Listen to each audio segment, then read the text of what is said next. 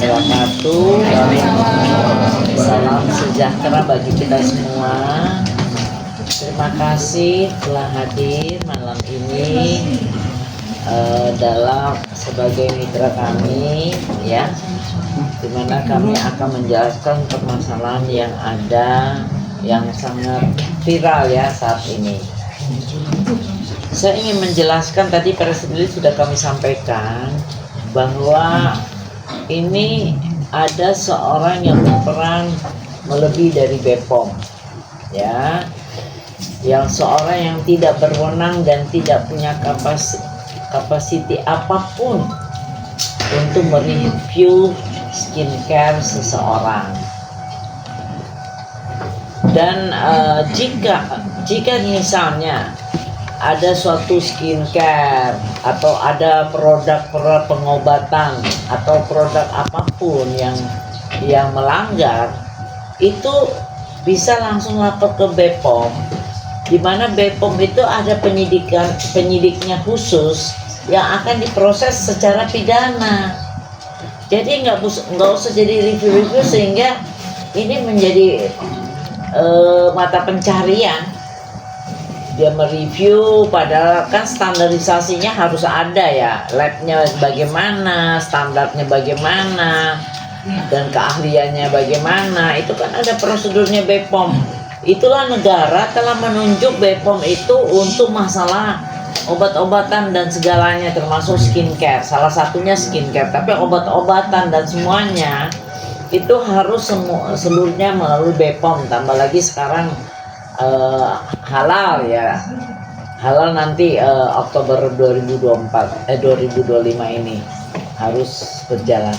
Jadi hal-hal ini karena terlalu majunya media sosial ini dengan jadi kayak pertunjukan yang tidak berwenang, yang tidak punya kapasiti untuk melakukan itu, sehingga bisa menimbulkan suatu pemerasan. Orang yang ketakutan akhirnya minta maaf, terus dia minta untuk mencabut review, mesti membayar dan segala macam. Itu sudah terjadi, ada kasusnya sudah berjalan dengan korban-korban yang lain.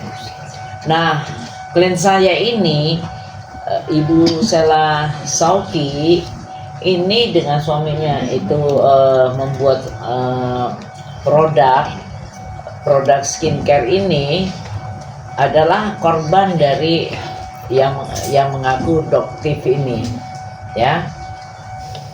Tentu kalian tahu siapa sih doktif ini? Dia siapa? Emang dia punya izin dari pemerintah bahwa dia boleh mereview? Kalau dia mengetahui itu adanya kejahatan, dia bisa lapor ke BPOM. BPOM adalah satu-satunya instansi pemerintah yang berwenang dan berkewajiban mengatur tentang pengobatan dan salah satunya skincare. Nah, orang ini tidak ada kewajiban, tidak ada kewenangannya dan tidak boleh melakukan hal itu sehingga menimbulkan fitnah. Saya ingin menjelaskan, tentunya standar dari BPOM itu melihat konten-konten dari suatu produk itu dengan prosedur yang benar, dan tidak sekali jadi izin itu keluar, kontennya berapa, dan itu produk-produknya itu terus diteliti.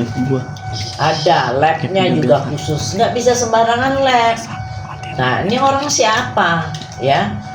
Dan dulu baru belajar nih klien saya membuat skincare, tetapi ternyata BPOM menjelaskan waktu dia mengajukan BPOM bilang ini produk tidak sesuai, sehingga akhirnya 2 tahun yang lalu ya, sehingga akhirnya ditarik produk itu, udah ditarik dan dimusnahkan. Udah selesai kan ceritanya, sudah dimusnahkan. Ini sudah ada pengumumannya Nah, kemudian atas bimbingan BPOM, klien saya mulai membuat produk yang sesuai dengan bimbingan pembinaan dari BPOM, sehingga keluarlah produk-produk ini, skincare ini, ya.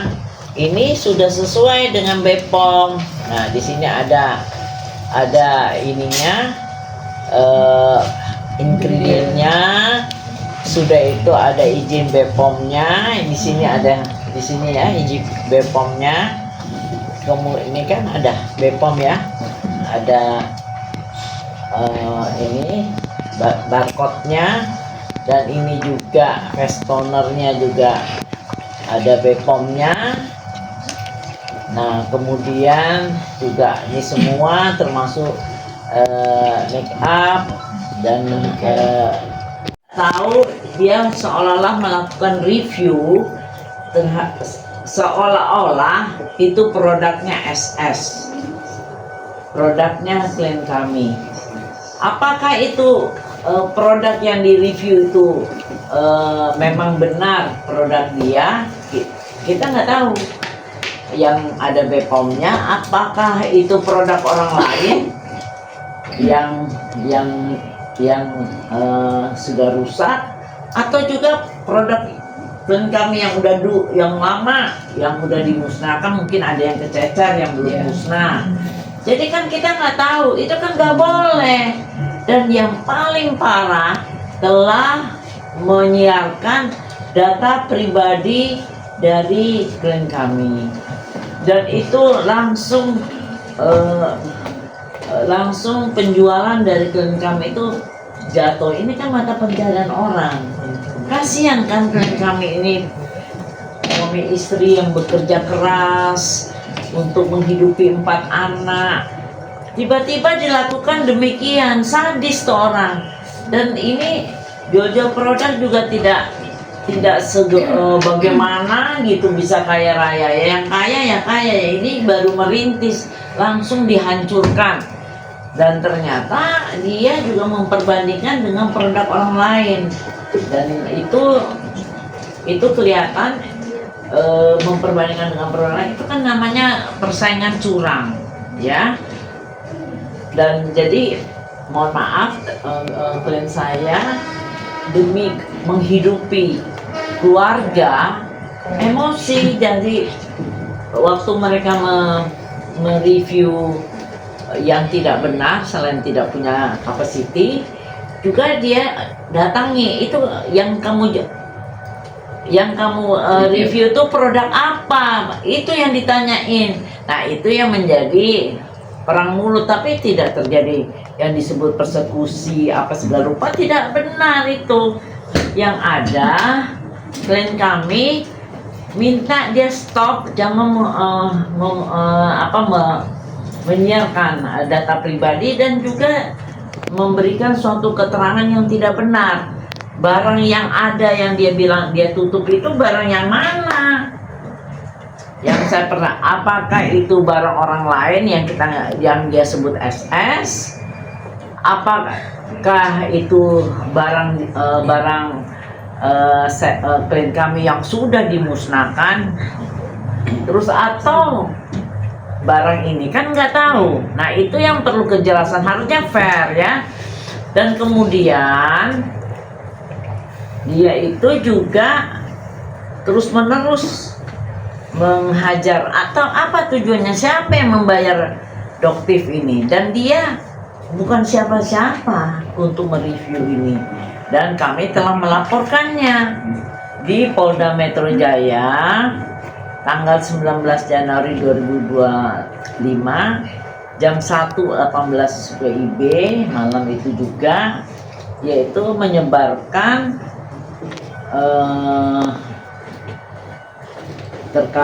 menyebarkan kejahatan terkait perlindungan data pribadi, Undang-Undang Nomor 27 Tahun 2022 tentang perlindungan data pribadi sebagaimana dimaksud dalam pasal 67 dan atau pasal 48 junto pasal 32 Undang-Undang RI Nomor 1 Tahun 2024 dengan perubahannya Undang-Undang Nomor 11 Tahun 2008 tentang ITE yang terjadi di akunnya yang disebut pemilik akun TikTok dokter detektif. Ini nggak lucu ya. Ini bukan permainan yang lucu. Ini permainan yang kriminal, yang jahat, yang merusak mata pencaharian orang lain. Dan ini sangat-sangat jahat.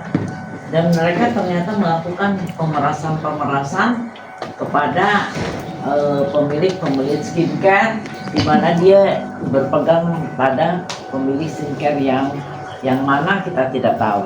Jadi karena itu ini harus ditumpas. Jadi jangan nggak lucu ini mematikan mata pencaharian orang lain. Sehingga kami akan memberantas hal-hal ini, dan nanti polisi maupun BPOM pun saya minta untuk menumpas kelakuan si Doktif ini. Demikian. Jadi kalau ada pertanyaan silakan. Ini mau lihat bahwa ini BPOM, ini kan di sini Batok, tapi bisa lihat di sini data-datanya. Ya, ada pertanyaan? Kak Sela, mungkin kemarin kan 2 kali datangi Polda, itu kenapa sih Kak sampai ada 2 laporan itu? Sampai adanya 2 laporan? Adanya laporan itu sebelumnya, Assalamualaikum warahmatullahi wabarakatuh. Terima kasih teman-teman media udah datang. Semoga kita semua dalam keadaan sehat. Amin. Jadi kemarin waktu kita ke Polda, khususnya untuk melaporkan kasusnya Doktif ini, ya, karena saya memang sangat dirugikan. Yang kedua, temannya juga di seputaran ini aja yang nggak bisa kita sebutkan namanya. Semuanya kita tidak sebutkan namanya. Satu Doktif, yang satu temannya, itu aja. Kak Sela boleh tahu statement apa yang dari Doktif yang bikin Kak Sela merasa dirugikan? Yang sangat merasa dirugikan yang berkali-kali ya, karena Doktif ini menurut aku sekarang itu udah di titik tidak wajar ya. Awalnya itu dia menyerangnya itu bukan hanya dari sisi skincare aja, dari personal, dari travel udah, skincare udah, terus sekarang beralih ke fashion. Dari segala sisi dia udah menyerang. Menurut aku ini sudah nggak wajar lagi ya, karena mungkin teman-teman media nggak tahu kalau dulunya saya menghubungi dia duluan untuk meminta maaf, untuk tabayun kalau saya ada banyak salah, saya minta maaf sebesar-besarnya. Pokoknya kita komunikasi terus, pokoknya apa yang Doktif minta itu saya lakukan. Katanya jangan jual barang ini, jangan saya jual, jangan jual ini, jangan ini. Bahkan untuk meminta maaf klarifikasi ke media, saya minta pendapat dia juga. Saya minta, Dok, gimana kalau saya melakukan klarifikasi, permintaan maaf? Dia bilang, jangan dulu, ini lagi panas. Oke, saya nggak lakukan. Tiba-tiba disuruhnya, Sela kamu sekarang naik ya, minta maaf. Jadi hidup saya ini selama ini tuh disetirin. Mungkin teman-teman media nggak tahu, disetirin. Jadi aku nurut terus nih, apa permintaan dia nurut. Jadi aku perbaiki semuanya, apa yang salah, mungkin ada ini yang salah, aku perbaiki. Ini ada yang salah. Bahkan sampai di etalase saya ya. Di etalase saya misalnya ini serum begini, saya tampilkan hasil uji labnya. Jadi saya udah berbenah sampai di titik berbenah. Apa yang salah semua saya perbaiki. Jadi kalau terus-terusan diserang, saya juga bingung gitu loh. Bingung, ini saya harus bagaimana lagi ya gitu. Saya udah menjilat dia juga udah baik, semua udah saya lakukan gitu, tapi lama-lama ini arahnya udah kemana-mana ini gitu. Iya, sampai ke dunia baju muslim aja saya dihajar sama dia gitu. Jadi dari segala sisi, makanya terjadinya ini. Sebelumnya saya minta maaf juga karena kemarin sempat terjadi keributan, huru-hara yang bikin masyarakat, oh kenapa begini, itu udah di titik yang kayak aduh ini apa sih. Dan saya penasaran juga karena yang dia review itu saya merasa itu bukan produk saya, yang apalagi warnanya masih bening banget. Kalau namanya hidroquinone, kalau misalnya udah bertahun, apalagi hampir 2 tahun, itu menghitam.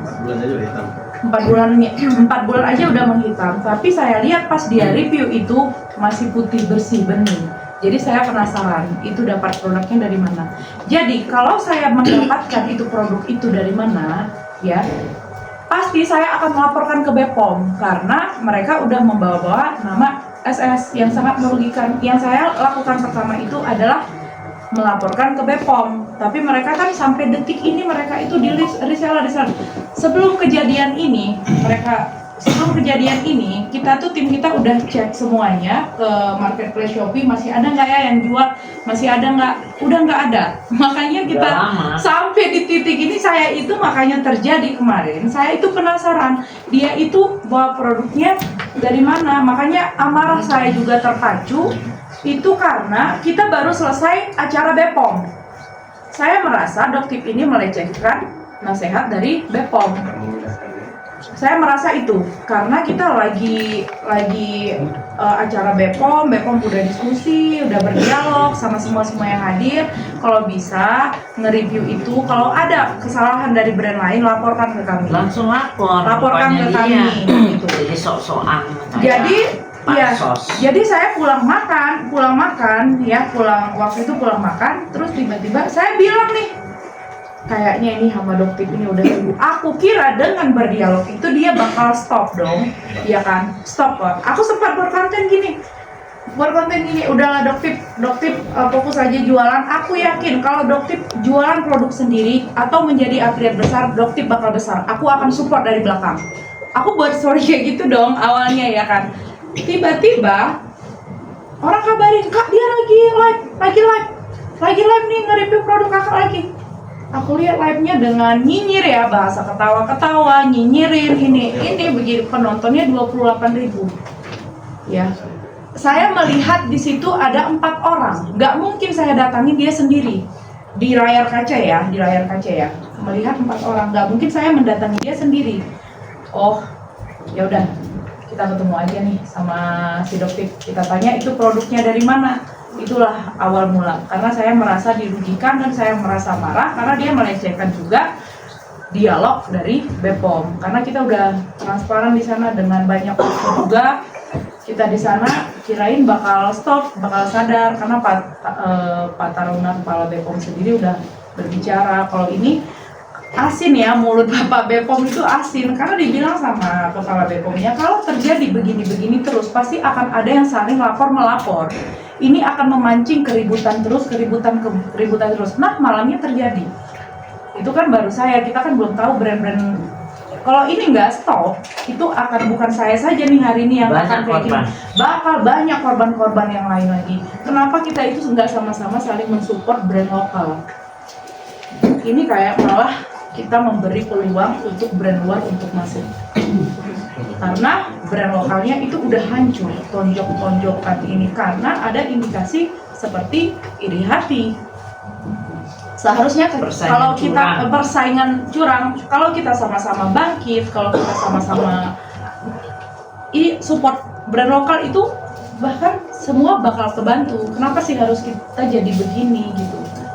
Dan yang bikin saya marahnya juga, makanya saya melawan, karena korbannya itu bukan saya aja, karena ada indikasi pemerasan di sini. Makanya saya marah sekali, saya berjuang untuk mengungkapkan kebenaran ini, berantas ini semuanya. Mungkin saya bisa melawan, tapi korban-korban lain nggak bisa melawan, karena mereka takut dengan serangan, hujatan, hinaan, bulian, bukan hanya ke brand, tapi ke keluarga, personal. Ini saya takut, ini pengusaha kecil yang akan maju jadi takut salah apa segala macam. Kalau misalnya salah di produknya, kita bisa lapor ke BPOM, biar BPOM yang menangani semua brand. Kamu salah, cara mempromosikan salah, kamu mempromosikannya terlalu overclaim. Bisa semuanya bicarakan dengan baik-baik, tapi bukan dengan cara mengajar seperti ini. Dibimbing oleh BPOM. Orang liar, ya. Jadi akan nanti jadi main hakim sendiri. Jadinya bakal hakim liar ini. Jadinya bakal banyak. Ini mungkin saya sekarang yang seperti ini. Kita nggak tahu siapa lagi yang akan seperti ini. Aku berharap juga sama Bapak Kepala BPOM, saya juga salah di sini. Menghimbau, ya. Semoga jangan ada lagi terjadi hal seperti ini. Ini bakal memicu banyak amarah-amarah orang lain lagi. Berarti saat kejadian itu hanya mereview produk Kak Sela aja, bukan Nah, produk orang lain iya. ya? Di situ yang memacu amarah kita mendasar itu di produk SS. Mungkin kalau banyak produk yang dia review di like, mungkin saya juga nggak terlalu marah ya. Tapi ini mendasar banget dan mereka itu berempat waktu mereview. Dan misalnya dia mengatakan pengeroyokan apa segala macam, mereka di situ bertujuh 8 sama sopirnya ya. Berarti itu, tapi nanti yang namanya hukumnya kita punya hak, saya punya hak, dia punya nanti hak, nanti kita kita jalan serahkan pada penyidik. ya kita